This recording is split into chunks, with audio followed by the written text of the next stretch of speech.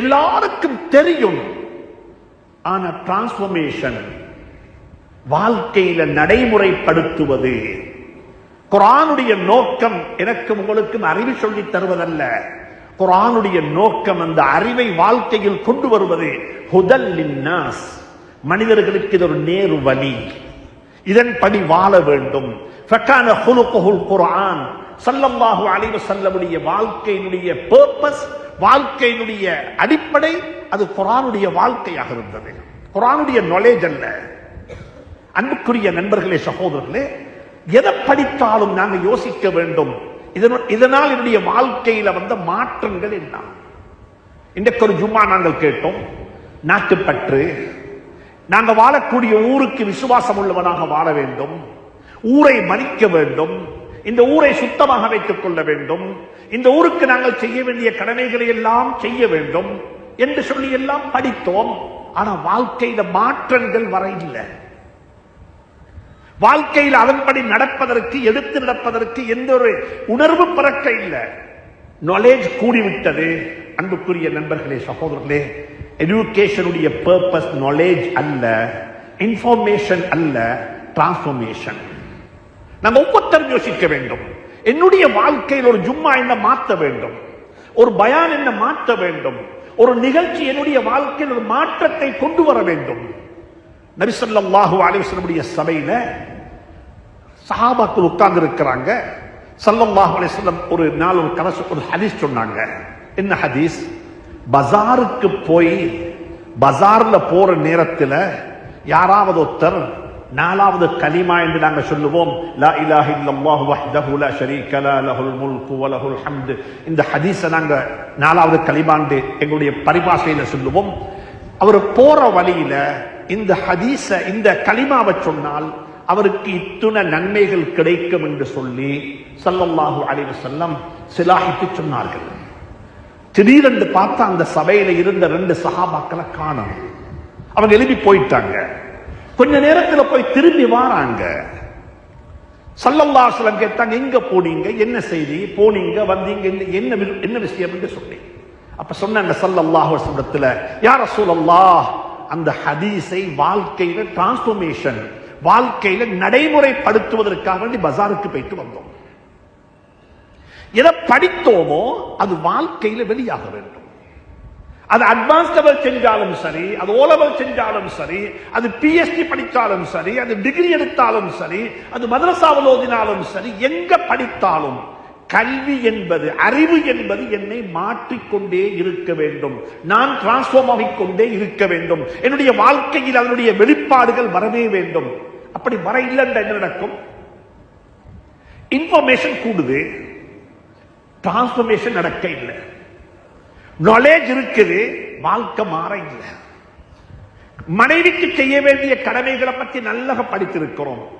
என் மனைவி யாரு, என் வைஃப் யாரு, அவருக்கு நான் என்ன செய்யணும், எல்லாத்தையும் நல்லா படிச்சு, அது சம்பந்தமான எல்லா ஹதீஸும் தெரியும், அது சம்பந்தமான எல்லா உளவியல் தத்துவங்களும் தெரியும். ஆனா என் வைஃப் நான் அப்படி நடத்தாட்ட இல்ல. நாலேஜ் இருக்குது, அது வாழ்க்கையில டிரான்ஸ்ஃபார்ம் ஆக இல்லைண்டா நான் சொல்ல இல்ல. ரப்பு சொல்லக்கூடிய உதாரணம் என்ன தெரியுமா? ஏடுகள் சுமந்த கழுதையை போல. ஏடுகள், கிதாபுகளை, புத்தகங்களை, ரிசர்ச் பேப்பரை ஒரு கழுதைக்கு மேல சுமத்தி, அந்த கழுதையை நாங்க யாரும் ஆலிம் என்று சொல்ல மாட்டோம், படித்தவன் இன்டலெக்சுவல் என்று சொல்ல மாட்டோம். அன்புக்குரிய நண்பர்களே, சகோதரர்களே, படைத்தவன் சொல்லுகிறான், உன்னுடைய நாலேஜ் உன் லைஃப்ல டிரான்ஸ்ஃபார்ம் ஆக இல்லைண்டா உனக்கு உதாரணம் கழுதையை போல. அல்லாஹ் சுப்ஹானஹு வ தஆலா நானும் நீங்களும் படித்துக் கொண்டிருக்கக்கூடிய, கற்றுக்கொண்டிருக்கக்கூடிய, அறிந்து கொண்டிருக்கக்கூடிய இந்த நாலேஜ், இந்த இன்ஃபர்மேஷனை அல்லாஹ் எங்களோட வாழ்க்கையினுடைய டிரான்ஸ்ஃபர்மேஷனாக ஆக்கி வைப்பானாக. 2வது பர்பஸ் ஒன்று இருக்குது எஜுகேஷனுக்கு. இது சர்வைவலுக்கல்ல, இது வைத்து பொழைப்புக்கல்ல. எல்லாருக்கும் சொல்றேன், உலமாக்கள், இன்டலெக்சுவல்ஸ், ப்ரொஃபஷனல்ஸ் எல்லாரும் இருக்கிறீங்க. கல்வியினுடைய பர்பஸ் வந்துட்டு வைத்து பிழைப்பல்ல, இது ஒரு சர்வீஸ். இது மக்களுக்கு உதவி செய்வதற்கு, மக்களுக்கு நல்லது செய்வதற்கு, மக்களுக்கு பணி செய்வதற்கு. ஆனா இன்றைக்கு நாங்க அப்படி செல்றது இல்ல. எங்கட புள்ள ஸ்கூலுக்கு போக இல்லட்டையும் கொஞ்சம் படிப்புல கொஞ்சம் குறைவாக இருந்தா நாங்க சொல்றது, நீ திருவில் ஓட்ட இருக்கும், நீ முன்சிபல்ல ஊத்தல்ல இருக்கும், நீ வயலுக்கு போக இருக்கும். அந்த பிள்ளைய நாங்க என்ன செய்யறோம் என்றால் அந்த கல்வியினுடைய நோக்கத்தையே மாற்றி விட்டோம். என்ன? வயிறு, வீடு, வாகனம், பெர்மிட், பென்ஷன், இபிஎஃப், இது கிடைச்சோம், அது கிடைச்சோம், இது பேக்கேஜ். அன்புக்குரிய நண்பர்களே, சகோதரர்களே, அது வானம் என்று சொல்ல இல்ல. ஆனா நோக்கம் அது இல்ல. கல்வியினுடைய நோக்கம் how much I can earn அல்ல, how much I can serve. இந்த நாலேஜ் நான் படிச்சா எத்தனை பேருக்கு சர்வீஸ் பண்ணேலும், எத்தனை பேருக்கு உதவி செய்யலும், எத்தனை பேருக்கு கைட் பண்ணேலும், எத்தனை பேருடைய வாழ்க்கையில மாற்றத்தை கொண்டு வரையிலும். இந்த கப்படி அல்ல. இதை படிச்சா எவ்வளவு சம்பாதிக்கணும், எங்க பிரைவேட் பிராக்டிஸ் பண்ணேலும், எங்க அரசாங்க உத்தியோகம் செய்யலும், எங்க பிரைவேட் இதை செய்யலும், எங்க இதை ஒன்றா மாற்றேலும். சுப்ஹானல்லாஹ். நான் வானம் என்று சொல்ல இல்ல.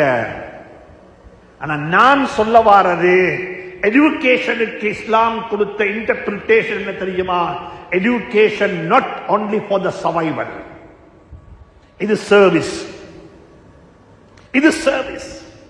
ஒரு ஆலிம் மிம்பர்ல இருந்து ஹுத்பா ஓதுறாரா, அது அவருடைய சர்வீஸ், அது அவர் செய்யத்தான் வேணும். அவரு ஒரு நோயாளியா, ஒரு டாக்டர் ஈசா அலைஹி ஸலாத்து வஸ்ஸலாம் போல, ஈசா அலைஹி ஸலாத்து வஸ்ஸலாம் போல ஒவ்வொரு வைத்தியரும் டாக்டரும் என்ன தெரியுமா யோசிக்கணும்? நான் செய்த பணி சய்யிதுனா ஈசா அலைஹி ஸலாத்து வஸ்ஸலாம் செஞ்ச பணி. ஈசா அலைஹி ஸலாத்து வஸ்ஸலாம் யுப்ரிஉல் அக்மஹ வல் அப்ரஸ. சுப்ஹானல்லாஹ். அவர்கள் ட்ரீட்மென்ட் செஞ்சாங்க. அதை பத்தி குர்ஆன் பேசி இருக்கிறது. ஸுல்கர்னைன் இஸ்கந்தர் அலைஹி ஸலாத்து வஸ்ஸலாம் ஒரு இன்ஜினியர், ஒரு பொருளியலாளர், ஒரு சுப்ஹானல்லாஹ், ஒரு கட்டடம் கட்டினாங்க, ஒரு ஒரு ஒரு பண்ட் அமைச்சாங்க. இதை பற்றி குர்ஆன் பேசி இருக்கிறது. قال هذا رحمة من ربي فإذا جاء وعد ربي جعله دكا وكان وعد ربي حقا. சுப்ஹானல்லாஹ். யூசுப் அலைஹிஸ்ஸலாத்து வஸ்ஸலாம் ஒரு எக்கானமிஸ்ட்.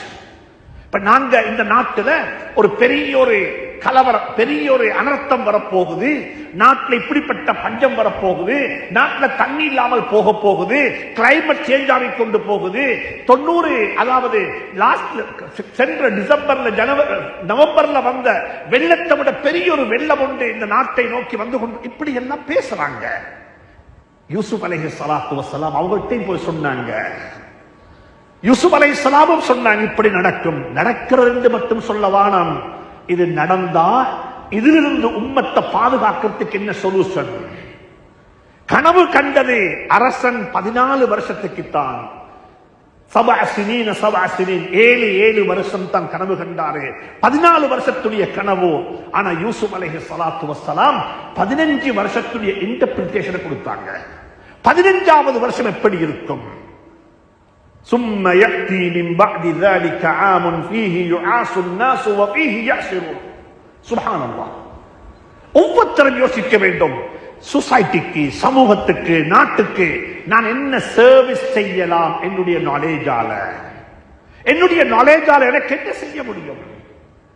ஒரு தாய் குழந்தையை பெற்றிருக்கிறா, அந்த குழந்தைய கையில முதலாவது எடுக்கிறது, பார்க்கிறது ஒரு டாக்டர், ஒரு வைத்தியர்.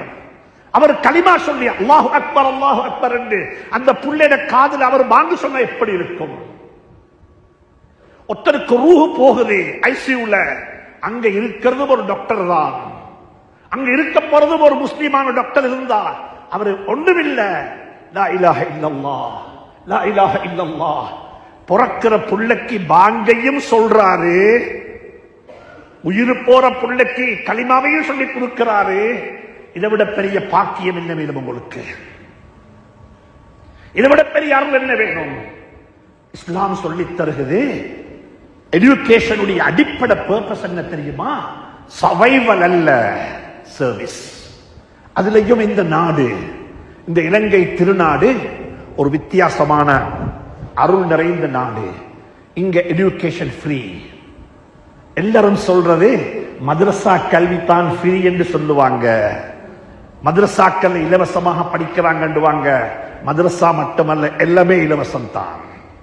பிஎச்டியும் இலவசம், எம்ஏ இலவசம், ஃப்ரீ ஃப்ரீ எஜுகேஷன்.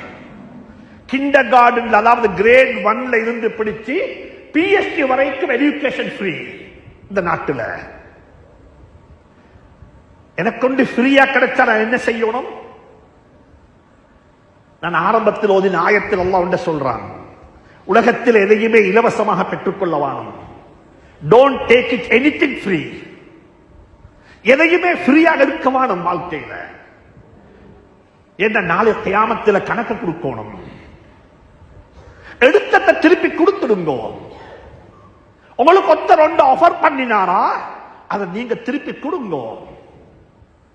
அல்லாஹ் சொல்றான், உனக்கு யாராவது சலாம் சொன்னா சும்மா take it, don't take it. சும்மா எடுக்க வேணும், அதை எடுத்துக்கொள்ள வேணும். சும்மா அதை பே பேக் பண்ணிடுங்க.